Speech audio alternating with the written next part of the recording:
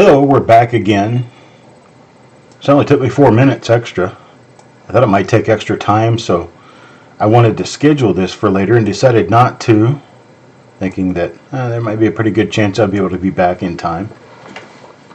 So here I am, and here we are, 1968 Philadelphia. There's the 1968 Philadelphia roll, right there. Made everything set right. Set right and in the right place. Gonna go ahead and start opening it up. Hey, Hoop Hoop, how you doing, buddy?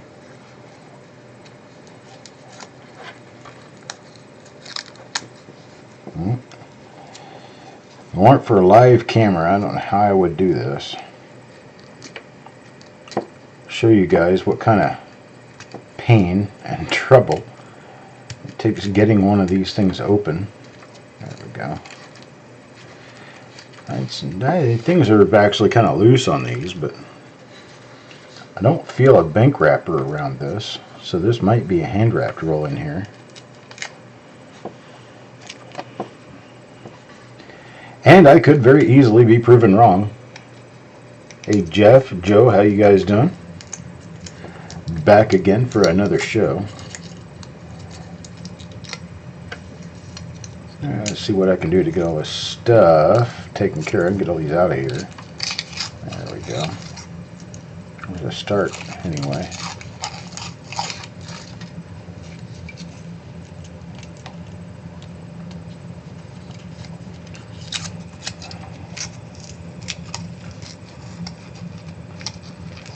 Let's see.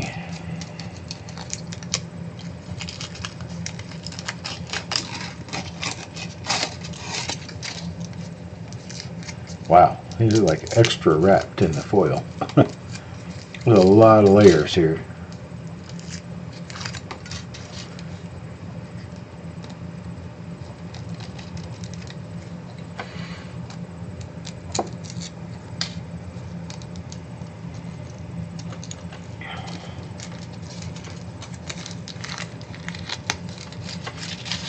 There's all the foil.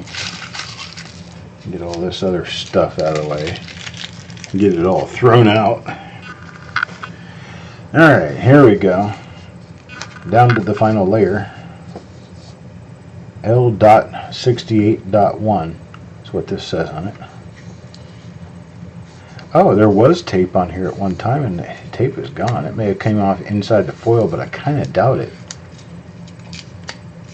Seems like this might have been a different kind of effort. 1968 is not one I got very many rolls of. I think I got 2 or 3 of them. And that was about it. And get the other end done. Taken off. There we go. These might just be coins in the paper. Nope. There is a wrapper there. I was ready for the possibility it might just be coins in paper. But there is a wrapper. And it has been very kind of loosely thrown around the coins. So let's see what we have. The toning on these doesn't look like the nice beautiful color toning that we look for. It looks more like a kind of a brown spot in the middle of the coin on the reverse or on the end of the rolls. Alright, so I had to pull open one end of it. Coins come out rather nice and easy.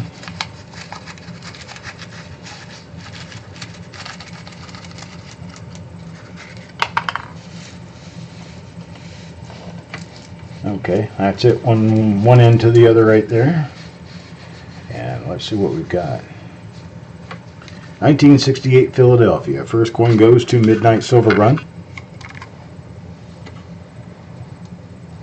Hey Donna Mac.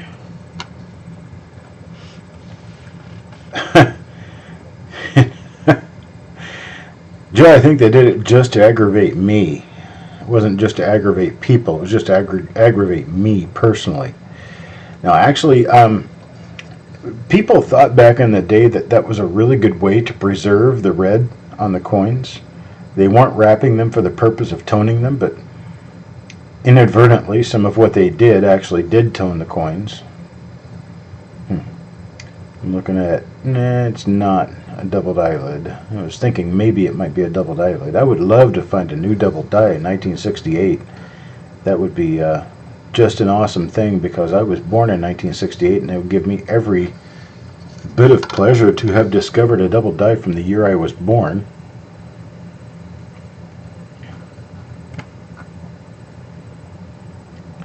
And then this is the side that was facing the out. It has kind of a brownish rusty colored tone in the middle. It's still pretty nice though. But nothing on this coin. As for Midnight Silver Run, we'll move on to the next coin. So yeah, they thought that they were protecting these rolls by doing what they were doing. It didn't necessarily prove to do a whole lot for them. Wanda's next. Here comes Wanda. Coin number 2. We have a number of double dies, mostly in the In God We Trust. Mostly. And they show up as class 2, headed toward the rim. I'm kind of familiar with looking for them, but not highly familiar with it. And we show other doubling in Liberty on occasion. Nothing known on the ear, the eye, nothing known on the date or the reverse. But we're going to look at them anyway, because you never know what you could end up actually running into. Jessica, hey, Jessica's here. Jessica, John, Jeff Dunn. Got us a nice little crowd set up. Check that out. A little concentric die marks or something. No, they're not concentric. They look almost like record marks. Right down there in the lower part of those column bays. Alright, got us another normal one, unfortunately. Coin number 3 now, Chuck Patillo.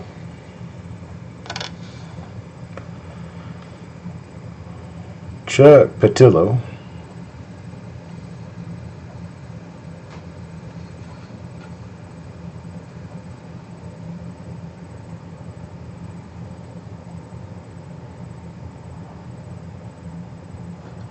Nothing there either.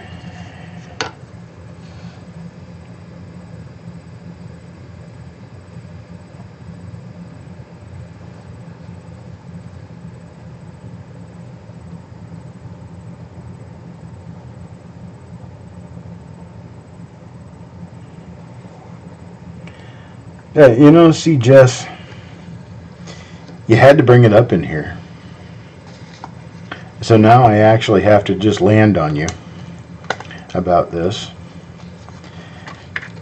Raisins have a sour, bitter taste, and they do not go in bread. You can have your raisin bread, but raisin bread is generally regular bread cooked with a little bit of cinnamon or something else in it.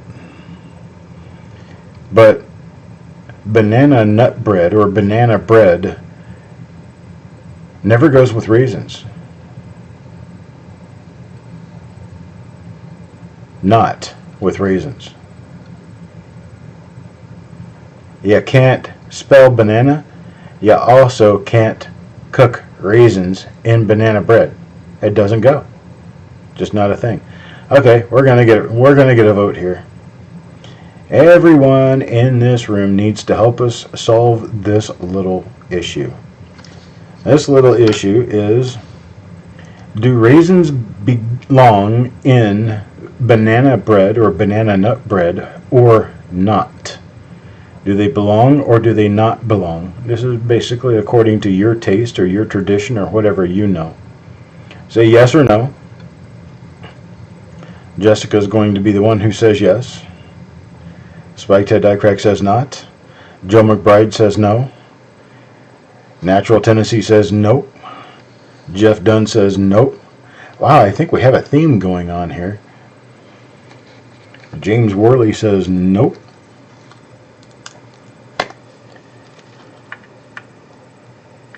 Jim Fletcher, what about raisins and cranberry? Yes, cranberries and banana nut bread Are you nuts? Cranberries? Those things are nasty. I got Marshall nut. Now see, Donna says afraid not. She doesn't really want to get into the argument, but she does want to voice her opinion and says no.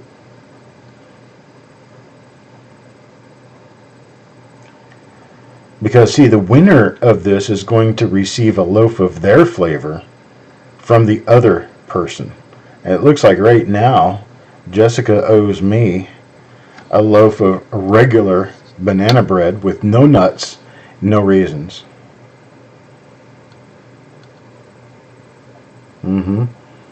I am not seeing any other votes coming in to support the idea that Jessica is correct that banana bread belongs with raisins. Seriously?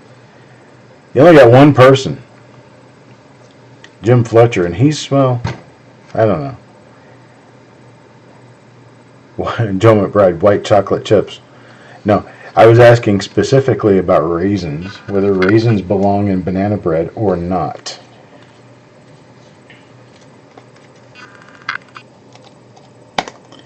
Yeah, I don't do walnuts.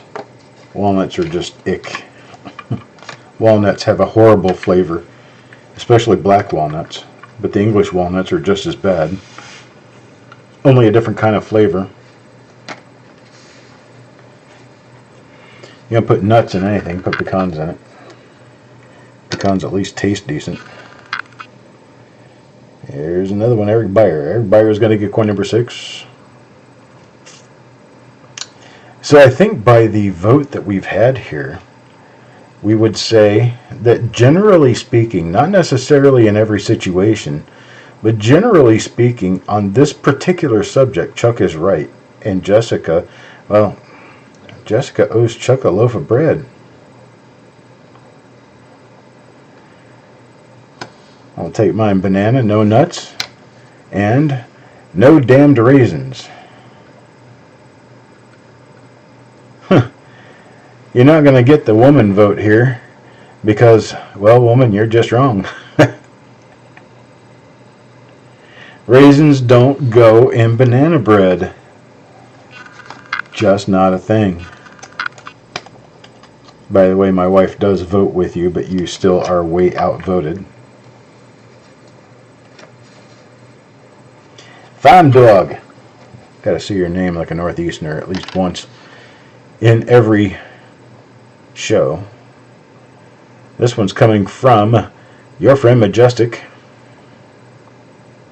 to Farm Dog.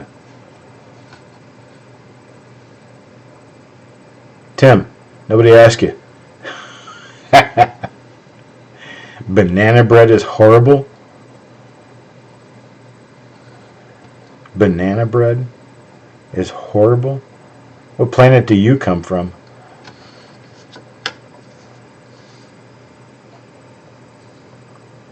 I'll take pumpkin bread too. Either way. I like pumpkin bread. I like banana bread.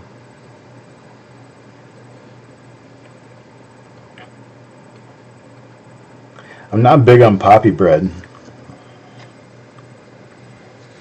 And don't put any nuts and don't put any fruit in my bread. Fruitcake is where fruit belongs. Here's John Brandon Boat, coin number 8 now. 1968 is going to be one of those issues that you're either going to hit or you're going to miss. And when you hit, you usually hit pretty well. And when you miss, well, you completely miss. And this looks like it could be a completely miss roll. Although it is in really good shape.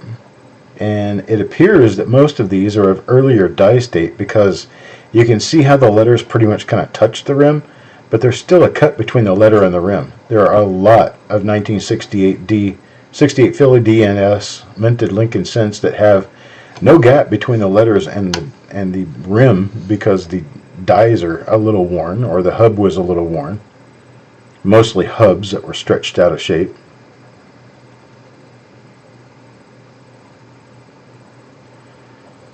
Right, so I would entertain the idea of a loaf of pumpkin bread too, or even a loaf of like the brown cinnamon bread, brown sugar and cinnamon bread. That would work for me as well. No raisins, thank you. No raisins, no craisins, no none of that stuff. Ew. Raisins are good on cereal. They're not good cooked into anything. Supposed to eat them raw, not cooked. Ick. Ick, ick, ick.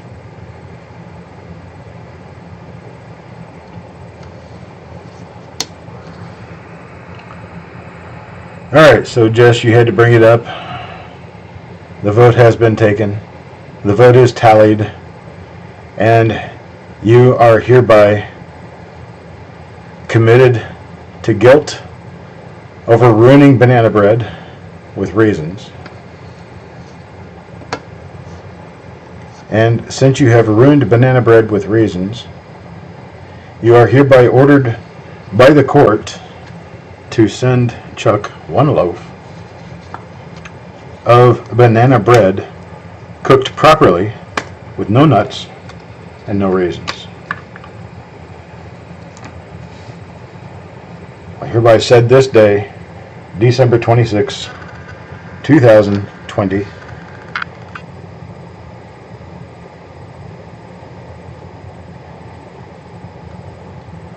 And there will be no appeal.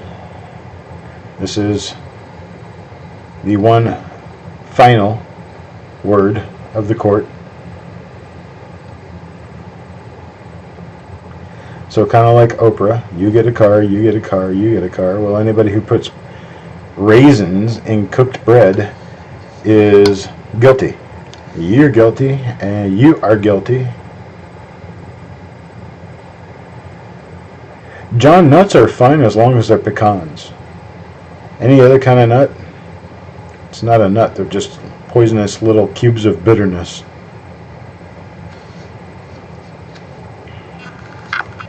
Are you talking about like, I guess it doesn't even matter what kind of nuts. I mean, peanuts aren't really nuts, but they're okay sometimes, cooked in stuff.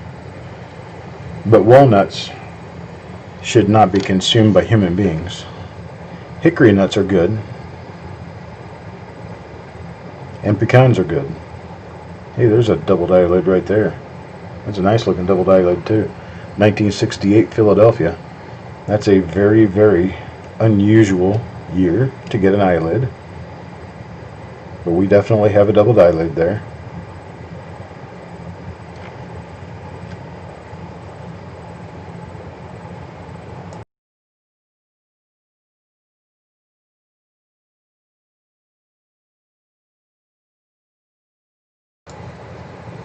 See, I just sneezed and nobody knows it. So there we go, a nice doubled eyelid on a 1968 Philadelphia Lincoln cent. This one will be listed as a double die. It's not real easy to see with this lighting, but it's definitely there. See if I can turn it around this way and see it any better. Yeah, kinda, maybe. That's a good one for Paul, right there. Paul Hampton, got yourself a really nice looking coin. I'm going to see if we find any more of these in the roll. Hopefully other people got them too.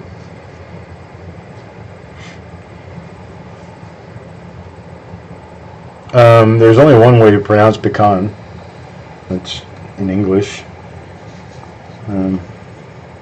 Any other pronunciation would be incorrect. It is pecan.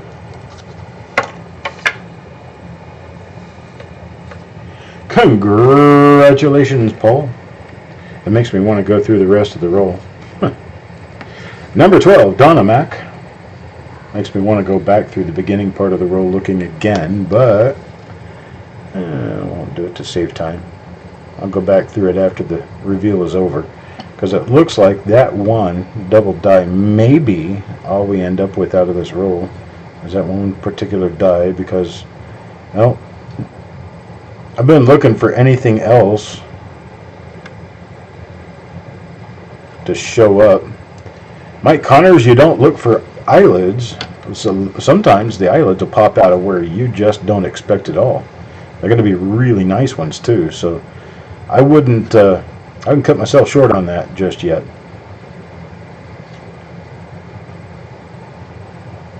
I found some good eyelids in the past, and I found some new ones that had never been listed by anybody. That was Dynamak coin number 12. Now moving on to coin number 13. And coin number 13 goes to Brian Pruitt. Mr. Pruitt, this is your coin. See, I've seen this. That's not a doubled eyelid. That's a die scratch, or die. That's actually a very heavy die line from a molecule of steel chipping out of the way and moving down the track toward the outside edge of the coin. It follows all the other flow lines, the direction of all the other flow lines around it. So that's what it is. It's just a heavy flow line. You think you can see them better with the Dynalite? I simply can't. That's part of the problem is I have to be able to do this. With the Dynalite, I have a little bit of trouble pulling out doubling. But that's okay. I'll figure it out. I just can't use my regular scope because it makes too much noise. And well, y'all don't like the noise that it makes, so I'm going to move on. And here is one for Mr. Marshall. Nice crisp coin. I love how this coin was minted. Nice and hard. Slammed that coin down and hit it hard with the die. We don't have any doubling around on this coin, no. Not on the obverse anyhow. We're going to have to move it over to the reverse and see if there's anything on the reverse to look at.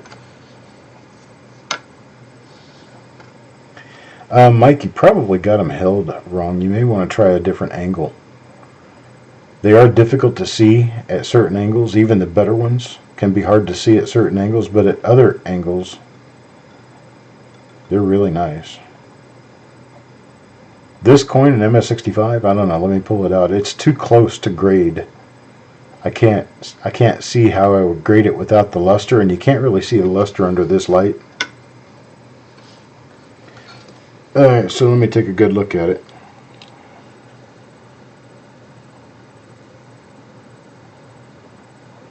Yeah, I'd say this is a 65 red, if not better than that.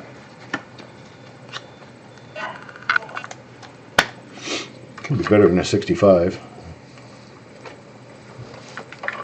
The dyno I'm using now is a lot brighter than my microscope. Well, I could solve that by turning the light up on the microscope, but it would sound like a wind tunnel, unfortunately. Alright, this one here goes to Doug Reese. See what our brother Doug got here. Not a doubled eyelid. Not doubled in any other way on the obverse. Flip it over to the reverse and see.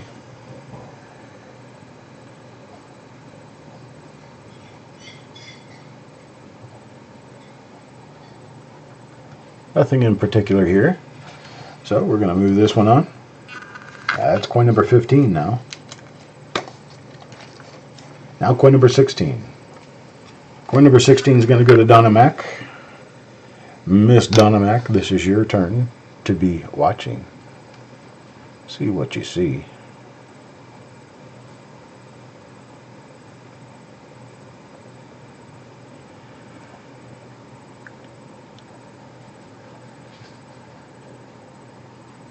Nothing doubled here that I can see on the obverse. Let's flip it over and take a look at the reverse real quick and see if we can come up with anything on that side.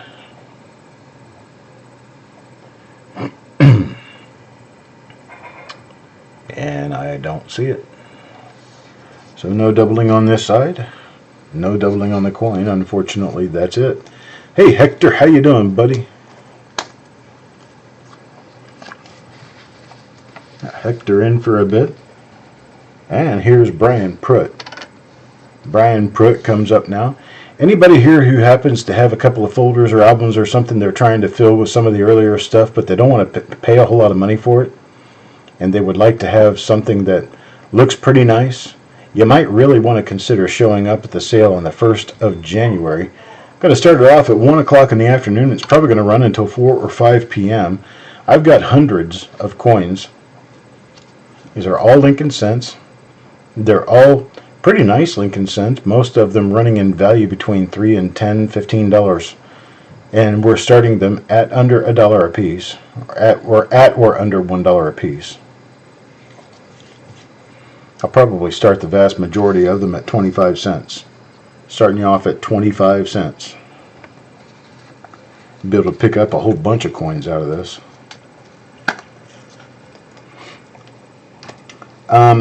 It wasn't the master die, it was actually the master engraving what creates the master dies. And yes, it was wearing out. It wasn't necessarily getting thin or old. It was actually just not working well. It was spreading outward, and that's what causes the issue with the In God We Trust right near the rim. And it was very difficult to get good rims or edge areas out of these. You can see the reverses were fine. Another thing is all the hair was beginning to smooth out, and the beard and everything was smoothing out, and it just wasn't looking right anymore. They had used that same master for a large number of years, the master engraving, or the Galvano, or whatever they want to call it. And then when 1968 rolled around, they thought, well, this thing's just not working out well. And it looks like it's just about at the end of its day. So they decided by 1969 they were going to redo the engraving all over again, brand new engraving for the obverse of the Lincoln cent. And when they did that, they did their best to try to recreate Lincoln in the eyes of the designer, Victor Brenner. So they went back to the 1909 and decided to try to redo that design onto the new Lincoln cents, and it kind of worked. Did a pretty good job of it. But 1968 would be your last year of the Lincoln cent with the very high relief dish style obverse that had most of Lincoln's details kind of warped out of context. There's Marshall again. Marshall again right here on this coin. And it's another one of those. It's not the doubled eyelid that I was pulling. We need to check all the coins 1 through 10 again, because it was number 11 where I started looking for this. Haven't found anything yet. Reverses are not well known for any double dies on 1968 Philadelphia coins. Coin number 21 now, Levels of Madness. Coin number 21 to Levels of Madness. And this is what we see on Levels of Madness's coin.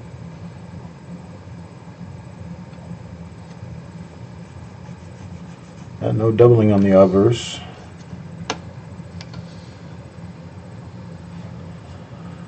Let's see. She was just a lazy finger pointer.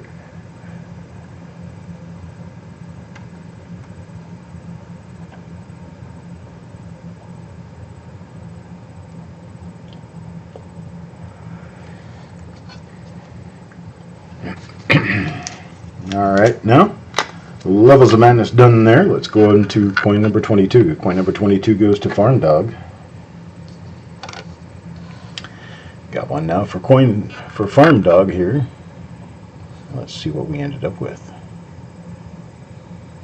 And not one of the doubled eyelids.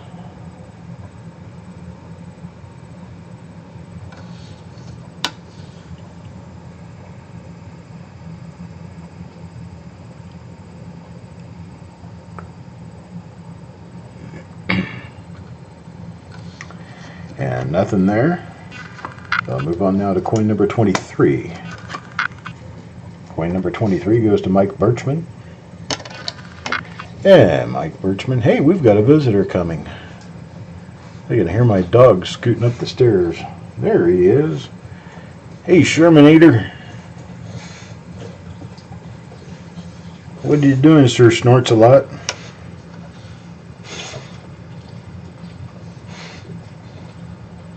He's going to check things out in here, make sure everything's alright in his land.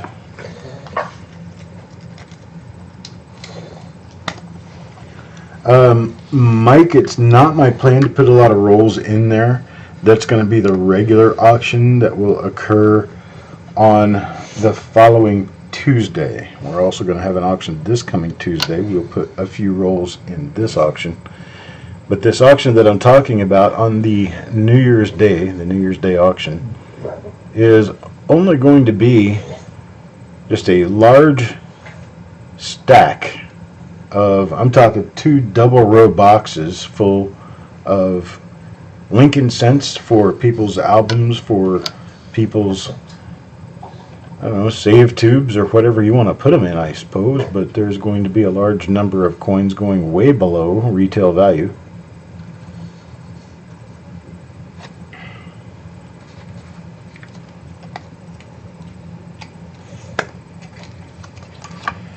Alright, now coin number 25 goes to Levels of Madness. Take a look for Levels of Madness and see what we come up with here.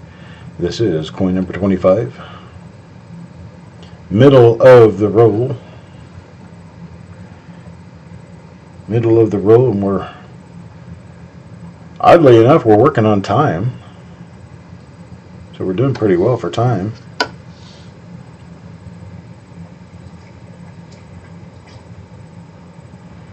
See anything there? That's pretty awesome, Hector. It's like you can get coins for Christmas. I don't generally, because, well, my family kind of looks at my coins and sort of kind of doesn't really have a clue. So because they don't have a clue, they don't want to add to the mess.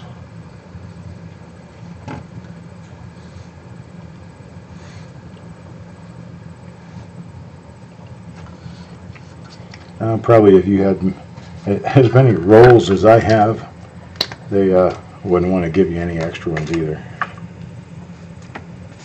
Number 27 now, Mike Birchman. That's right, you got a dance go. We're going to have toners too. We're going to have toners. We're going to have woodies. We're going to have semi-keyed 8 coins, all Lincoln cents. We're going to have gem uncirculated coins, choice uncirculated. We have very nice red BU coins. Everything starts at $1 a coin or less. Everything, no reserves. Yes, Coin Dragon, you heard the magic word. I'm going to go through and try to find some good stuff. See what I can find that actually works.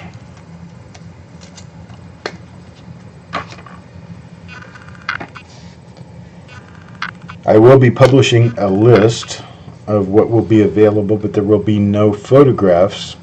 Everything is going to go under the dyno. This is a huge sale. I do not have the manpower or the time to do photographs and edit photographs for the sale.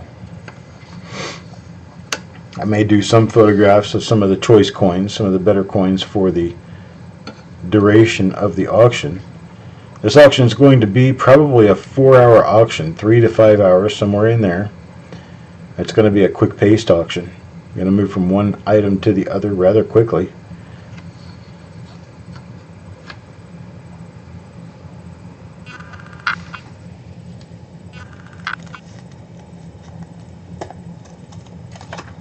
That was number 28, now 29. 29 goes to John L.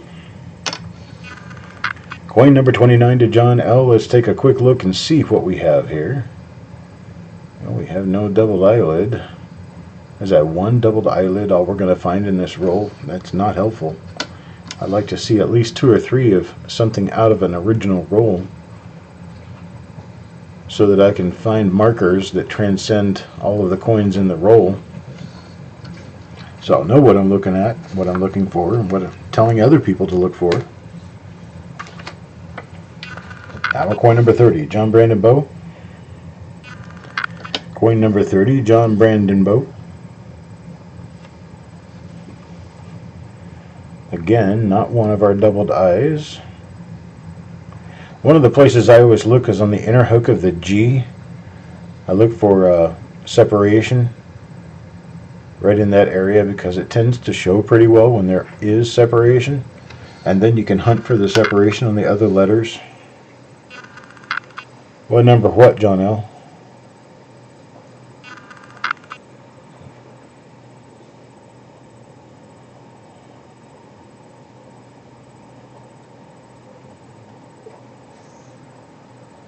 You'll have to let me know what number we're talking about. I can't remember. Thank you, Farm Dog. I appreciate the update. I did see from somebody at the end of the last broadcast that not all of their items showed up, and that may be the case sometimes. It's coin number 30, John, and it is for John Brandon Bow. You want to know what number your coin was? The last one that you got was 29.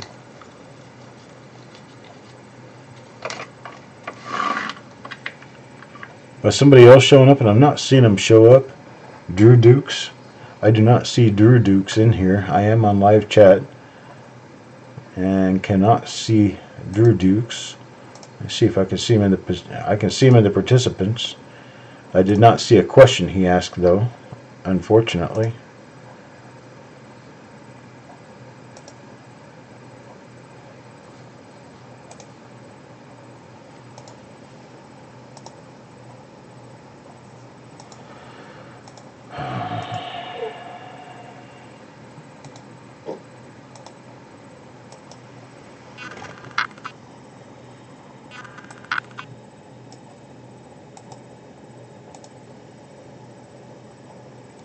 Just saying cool stuff. Well, Drew, I do what I can to help everybody I can during these shows, and I enjoy having more participants. You would be more than welcome to participate in any one of the auctions or shows that we have. If you want to get spots in these rolls, you'll need to be at the auctions because that's where we sell them. And sometimes people come out with really good coins in this.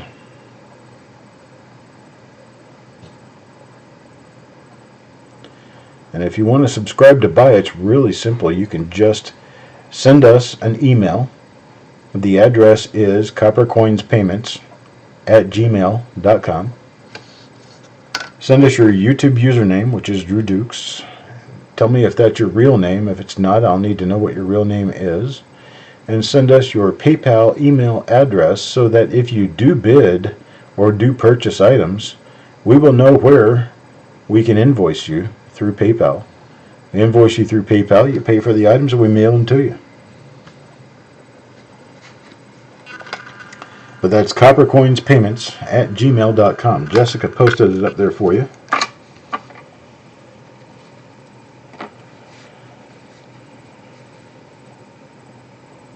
I sent it on the 14th, and you just got it, Farm Dog. So we're talking about a 12-day transit time. I can't remember if your package was a priority or a first-class package. If it was first class, I would consider that normal travel time. Priority, I would not consider it normal. It may be quite a while before we're back to normal with priority. This one's for Jeff Dunn. It's another one of the gift coins from Majestic.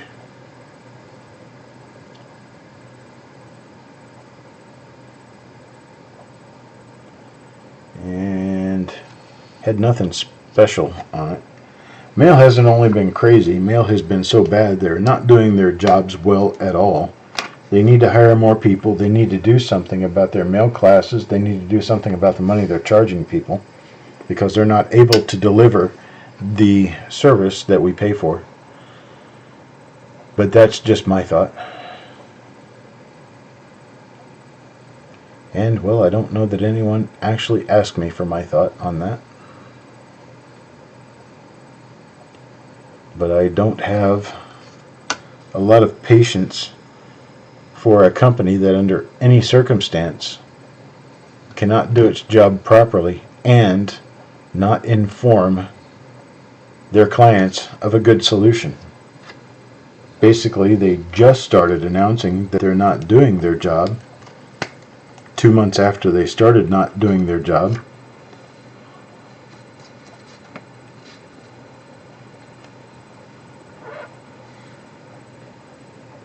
Here's coin number 34. This one goes to Paul Hampton. A nice fresh 68D there, or 68 Philly. I mean, I'm used to seeing these nice clean coins come on 68 Denver. These Philly coins are actually a little bit unusual in that how nice they are.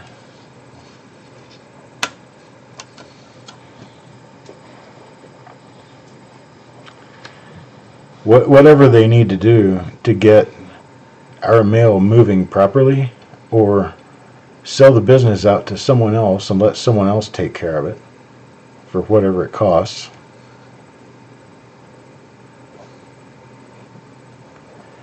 But continuing to do a poor job and not even face your disgruntled clients and let them know what your intentions are to get it cleared up and get it taken care of is, in my eyes, very poor business.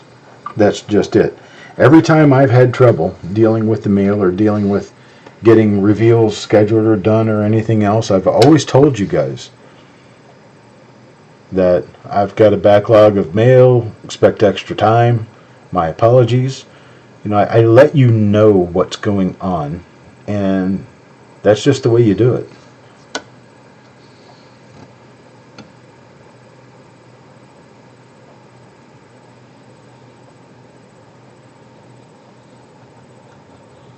So you think they're doing it on purpose?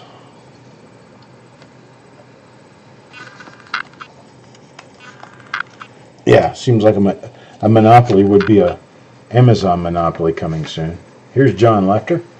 John L. Coin number 36er. Coin number 36. And again, it appears that we're going to have a normal one on this one. Get that one doubled I, and it doesn't seem like there's another one in the roll. That's just weird. I don't like it that way. It just happens to be how it comes to us at some points in time.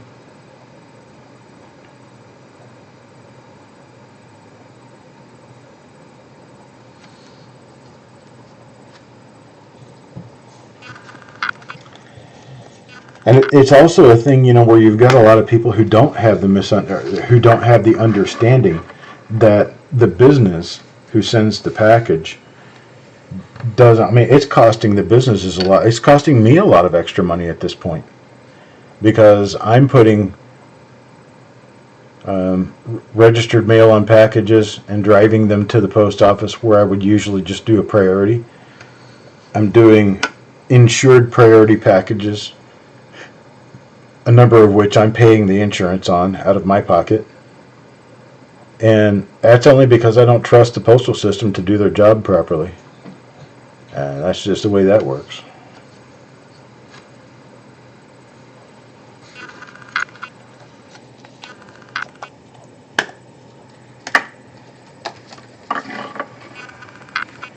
If they need to be hiring more carriers, fine. If they need to be hiring more sort personnel, fine. They need to be doing something. And they need to be telling us what they are doing. Because to sit around blindly trusting a company that's not doing its job is not something I am too kind about, but I have no other choices. I mean, I could go to 4 times the shipping charge or 6 times the shipping charge.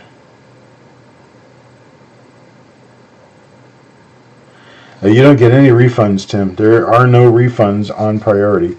If you want refunds because they can't deliver on time, then you have to pony up the money and deliver express.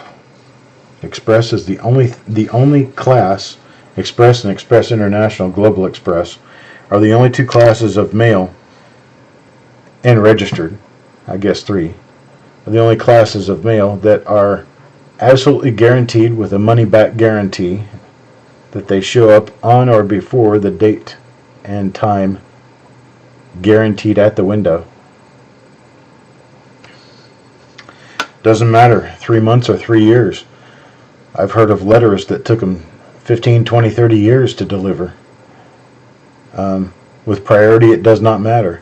My big heartache with the U.S. Postal Service is not about their priority mail. My big bellyache with them is that we are still paying them priority mail rates for first class service. So what you need to do is, even if an emergency, come up with a first class parcel rate that is cheaper than the flat rate of the priorities. Charge us for the first class postal rate and make it take 2 to 3 weeks to deliver our mail. That's fine.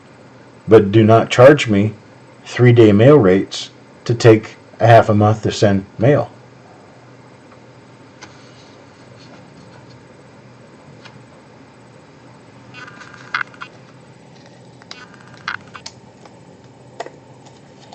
Well, that was coin number 40 for Eric Beyer. Now coin number 41. 41 goes to Mr. Surig. This is coin number 41.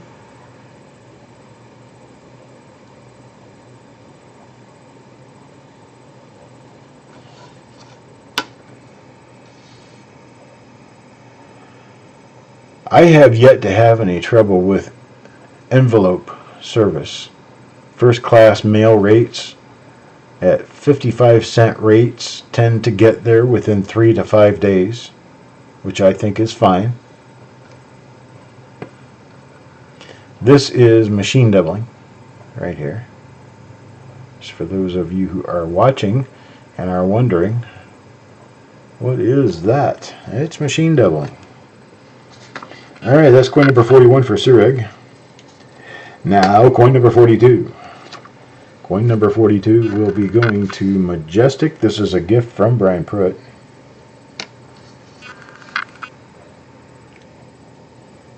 Yeah, let's see what we have here. The moral of the story these days is that if you want to send anything through the mail that weighs more than 13 ounces, you're going to send it priority mail. They're going to give it less than first class treatment, and it will get there when they feel like getting it there.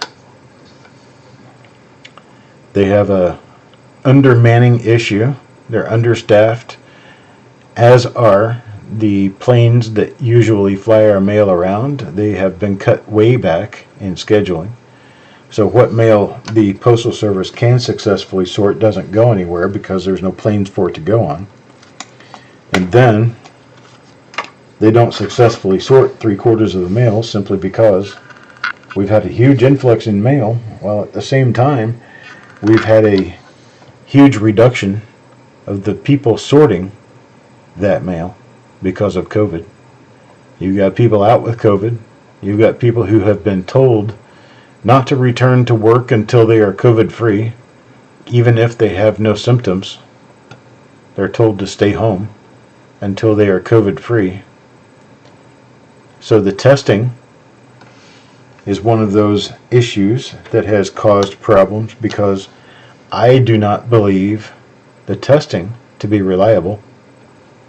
I've seen a number of cases where people have complained that they received a positive on a test, turned right around, went to a different place and got a negative. Then you've got people multiply testing.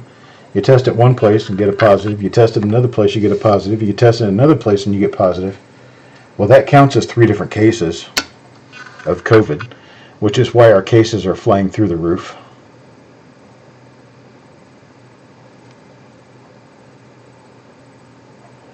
So there are a number of issues that are being created and caused by media and the government that are going nationwide, and it is affecting our postal service. Not everything that the Postal Service is falling short on is their fault. But it not being their fault, they still should not be charging priority rates to send first class mail. That's my point. That they're late delivering the mail is not that big of an issue to me. I know that it affects my customers, but seriously, folks, no one's going to lose their life if they have to wait an extra day or two, or an extra month or two, for a package to arrive. I don't know, Tim. Your coin looked a lot different from everyone else's, which is why I thought it was what it was, but I've not seen another one since. That wasn't your coin, Tim. That was Paul's coin. Yours was a scratch. I've not seen a doubled eyelid since I saw Paul's coin. That's the coin I was talking about, but that one appeared to be different from everything else I'd seen. It appeared to be a definite doubled eyelid, and everything else that I've seen since then has been a die scratch or a flow line.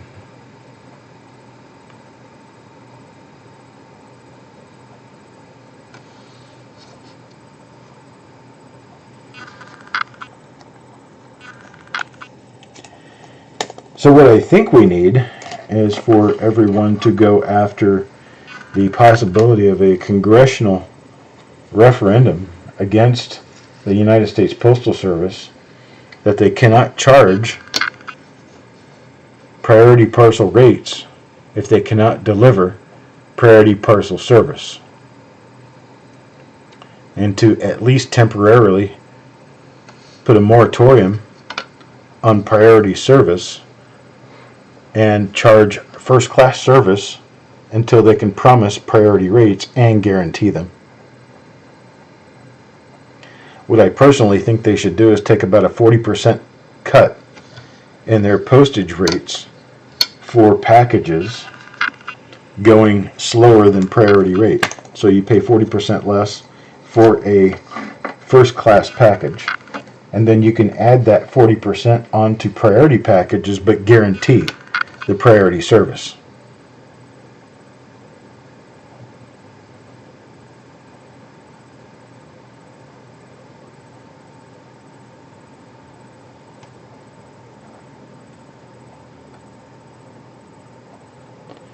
Not here, unfortunately. That's for Wanda.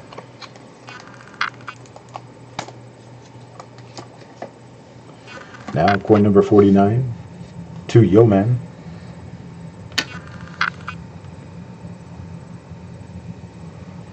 Very clean 1968 Lincoln cents.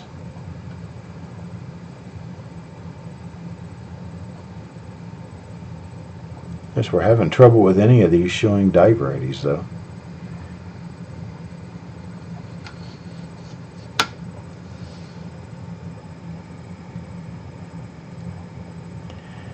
Alright, Jessica, you've got a new project. We're going to do a petition for a moratorium on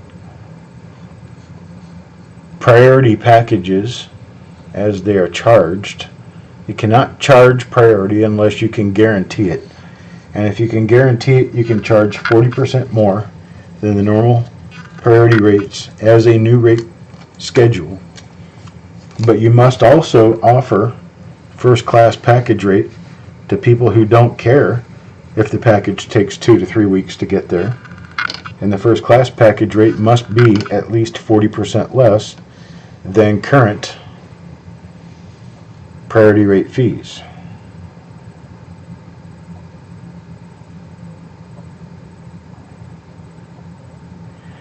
Alright, boys and girls, this is coin number 50. It does have that powdery looking toning in the center of the coin.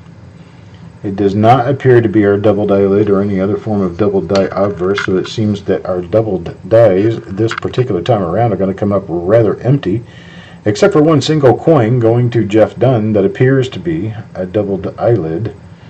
None of the other coins in the roll turned up appearing as doubled eyelids like this one did.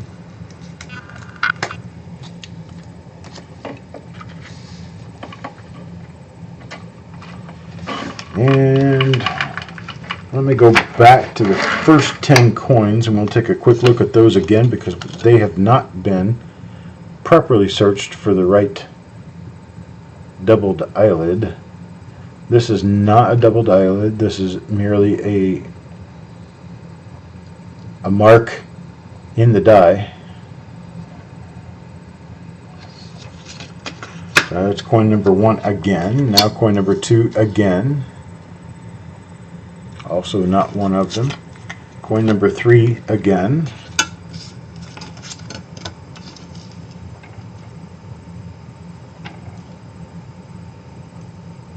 Also not one of them. Coin number 4 again. This one's for Paul Hampton. Nothing there. Coin number 5 again. This one's for Marshall.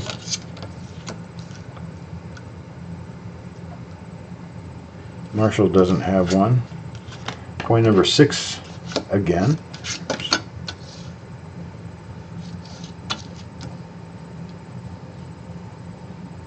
There we go. Had trouble finding that one.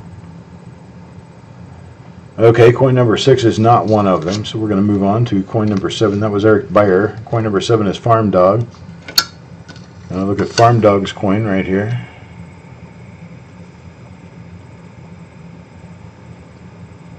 Again, not one of them. Now looking again at coin number 8. This is John Brandon Bow. Not one of them. Now coin number 9. John L.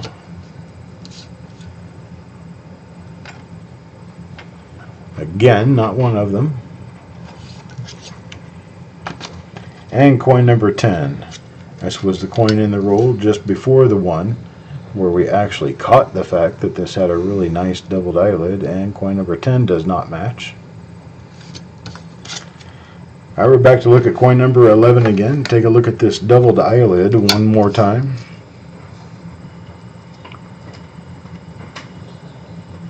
Looks like it's quite a bit stronger than what we were seeing in some of the other coins. So I'm going to have to say that it appears that we've got a nice genuine doubled eyelid on this one coin. It was the only coin in the roll that had it. I don't know what else to say.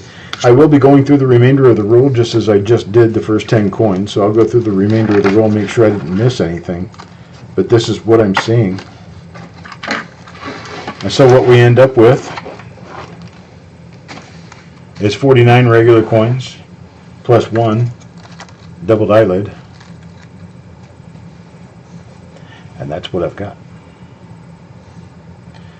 What else, folks? Thank you, Jim Fletcher. Thanks for being around.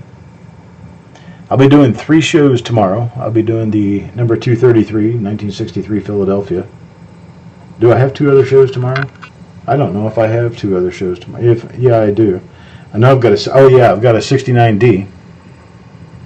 It was sitting in the wrong place here. I've got a 69D, and then I've also got the 1946 S roll that is going to be a gift to most people. And those people, some of those people, purchased an additional coin in the roll just to get better chances. But we've got a 46S roll coming up tomorrow evening sometime, tomorrow afternoon, late tomorrow afternoon. I think I did plan an auction for tomorrow. Jessica, are you still around?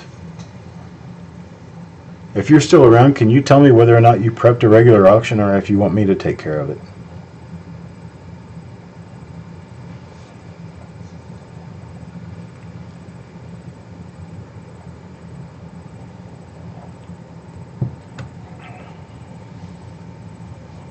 Okay, Tim. Actually, better than text would be email. If you send me email, I prefer email. It's cd@coppercoins.com. Text is not something I look for very often.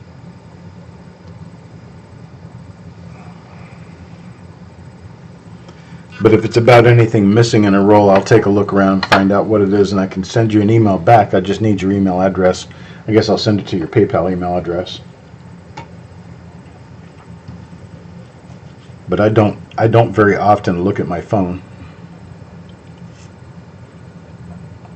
And email is something I'm going to see on my computer or on my phone.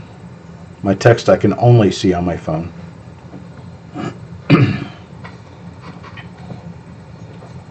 I guess Jessica's not around anymore. Well, I've got to ask her. We may have an auction on Sunday or we may not. I think we are, but I'm not sure right now. That would be tomorrow. I think we have one scheduled for tomorrow. But I don't know whether or not we will actually be doing it. We'll see. All right, folks, I appreciate it. This is going to be the end of the day for today. So you guys have a great evening, great night. Take care of yourselves, and I'll see you tomorrow.